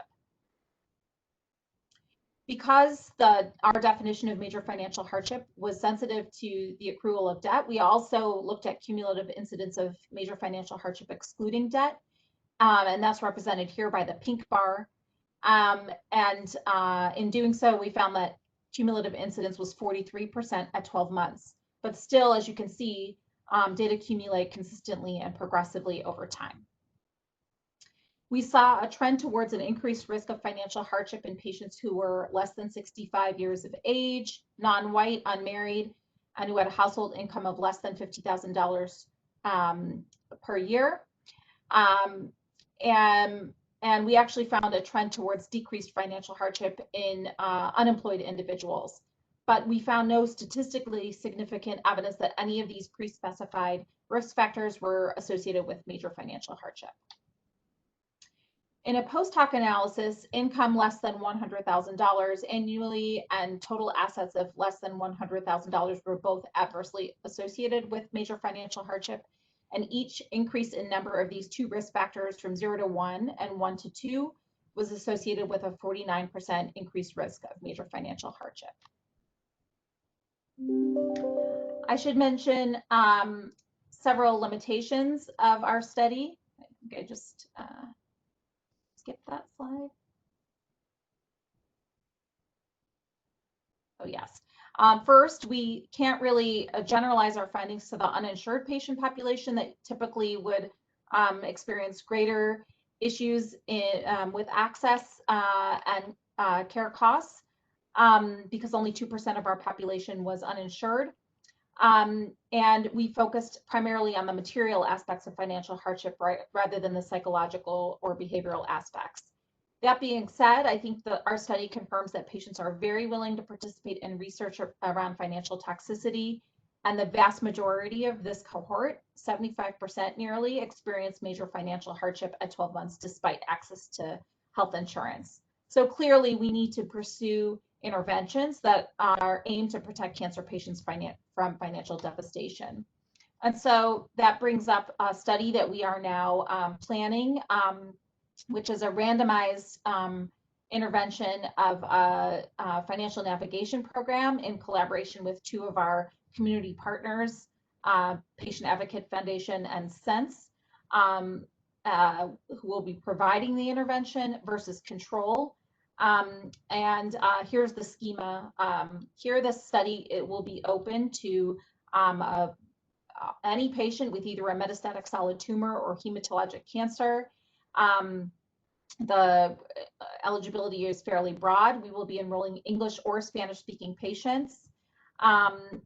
And patients should enroll concurrently with their spouse caregiver because the intent is really to explore the impact of this financial navigation on household finances. We're going to be looking at household financial hardship as determined by credit reports as our primary endpoint.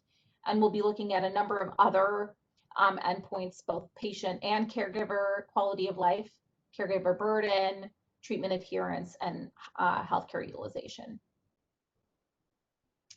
We are well into the protocol development process. It's been submitted to DCP, and our target for study activation is March of 2021. And with that, in the interest of time, I will close here. I just want to acknowledge our funders, all of the NCORP investigators, CRAs, and research teams, and of course, the patients and families. Thank you. Thank you, Dr. Shankaran. Very interesting. We look forward to your new trial. Our next presentation, last but not least, is Dr. Joe Unger from the SWOG Research-Based Statistics and Data Management Center and Fred Hutchinson Cancer Research Center. He will present on the demographic and socioeconomic representativeness of NCI-sponsored cancer clinical trials. Okay, can you hear me? Yep, we can. Okay, so there's still waiting. Yep. In the interest of time, I'm going to sort of skim through this material. I really wanted to get most interested in getting to what's at the end. So I want to make sure everybody gets on to their next meetings or wherever they have to go at the top of the hour. Just give me 1 minute. I got to get the content switched over. Don't click the mouse just yet.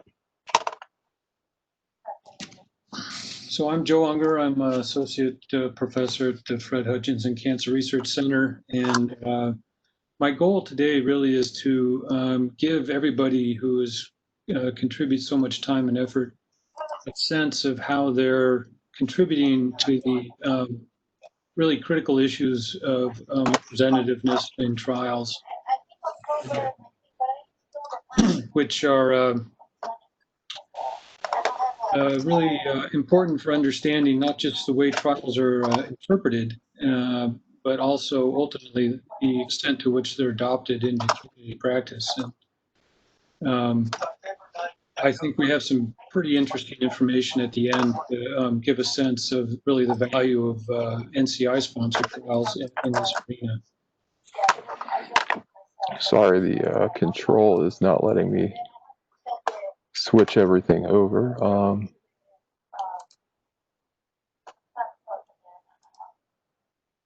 If you're moving your mouse, just give me a quick second. It keeps switching back and forth.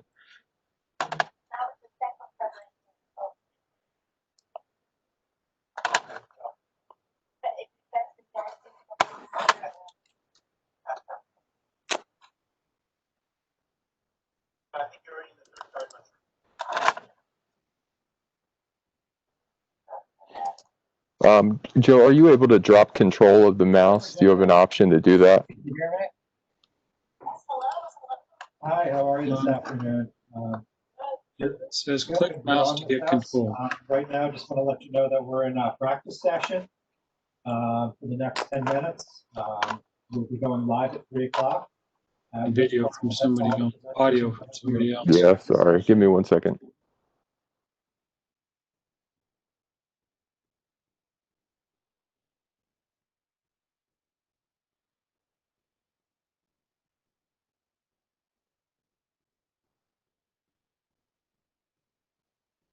Bill, I could just ask you to advance them if that works.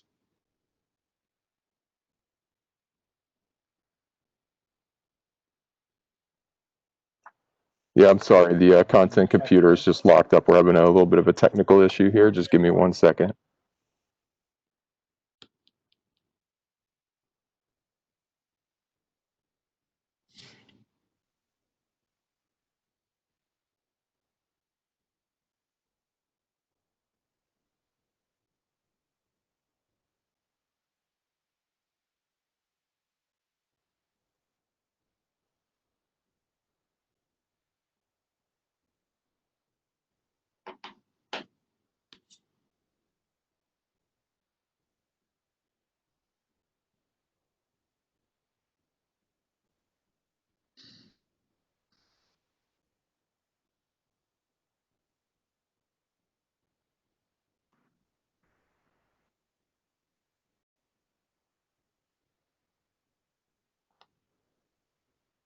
How about those Seahawks, huh, Joe? 2-0. Yep.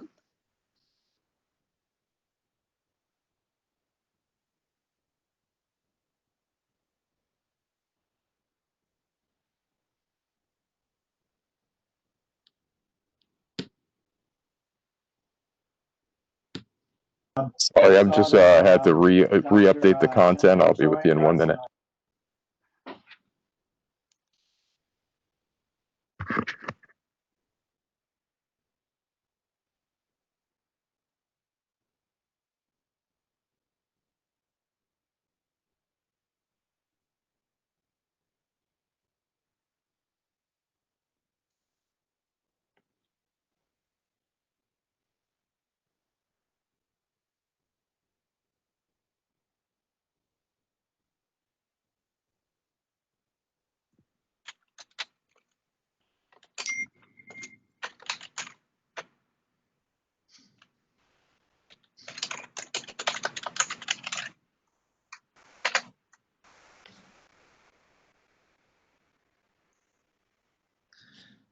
Okay, sorry about that. In the interest of time, I'll just go ahead and advance for you. Yeah, next slide. Next slide, I'm going to skip through. Flavia is now panelist. Flavia, you next slide. Well, anyway, I just wanted to just to pause here for a sec. So this conceptual model, which I think I've presented before, but it really shows this discovery pathway of new treatments starting from initial drug development through comparative testing. And you can see that that issue of representativeness is really key to understanding the extent to which trials are generalizable, which is really critical in this pathway. Next slide. Next slide. So let's pause here for a sec. So this is a model framework for trial participation, and it really is an attempt to understand in a simplified fashion how patients flow through the treatment decision-making process. And starting at initial diagnosis, they will encounter the clinic through their clinic visit. There will be an assessment of trial availability or not. The issue of trial availability is with all kinds of issues of the extent to which there's support to conduct trials at sites and et cetera. And this kind of what I term structural barrier, if there is no trial available, is really the reason that more than half of patients don't go on to trials. If there is a trial available, there will be a clinical assessment. Another 20 quarter of patients will fall out there. So more than 3/4 of patients don't have a trial, can't even have a consideration of participating in a trial with their physician because of these structural and clinical barriers. And these issues, this entire pathway can be differential according to, there can be differences according to demographic and socioeconomic factors. Next slide, please, Will. I'm going to skip these. Next slide, next slide. Next slide. Next slide. It's okay, I didn't spend any time on this. Next slide. Next slide. Next slide. This was, just to pause here, this was one of our early efforts looking at demographic differences in trials. These are data from the 1990s, and you can see that compared to the US cancer population, SWOG did a great job at that time, continues to do so, enrolling female patients to its non-sex specific trials. Also enrolled Black patients in a representative fashion to treatment trials, but really dramatic underrepresentation of older patients. But just keep that, issue of Black enrollment in mind as we progress. Next slide. I should add, by the way, just to remind people that those data, if you could go back, Bill, were really key in an Institute of Medicine report that informed a subsequent policy change by Medicare to cover the routine care costs of clinical trials. Next slide. Updated analysis showed similar patterns of really dramatic underrepresentation of older patients, but fairly similar representation of African American patients. Next slide. Next slide. Next slide. Next slide. Next slide. Next slide. Next slide. Next slide. Next slide. Next slide. Okay, let's pause here. So many of you may have seen this paper in JAMA Oncology, which investigated the representativeness of drug trials leading to FDA new drug approvals by the, what was really a dramatic finding in this study was that only 3.1% of enrollments were African American or Black, compared to 14% in the cancers that they studied in the US cancer population. Similarly, very poor representation of Hispanic patients, whereas white patients and Asian patients were well represented. Next slide. So, given what we know about enrollment of Black patients to SWOG trials, this really begged the question, why was there such a big difference? And I think the key really is that most of those trials that sponsor inform new drug indications by the FDA are industry trials. Next slide. Next slide. Next slide. Next slide. Next slide. Next slide.